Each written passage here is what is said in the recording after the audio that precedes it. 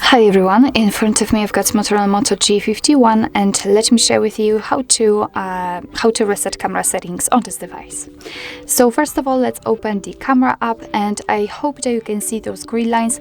I've applied them before I've started the recording, and it is because I would like to show you the actual evidence that the reset option will work.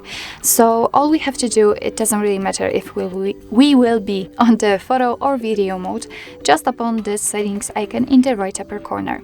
Now we have to tap on About, and as you can see on the third position we've got reset option, so let's tap on it. Your device will of course ask you if you really want to do it, so just tap on reset, and as you probably saw, the screen flashed a little, so we can go back to the camera and check. And as you can see, the green lines aren't visible, which means that we just successfully reset the camera settings to their defaults. So actually this is it. This is how to reset camera preferences, camera settings in your MOTOROLA Moto G51. Thank you so much for watching. I hope that this video was helpful, and if it was, please hit the subscribe button and leave the thumbs up.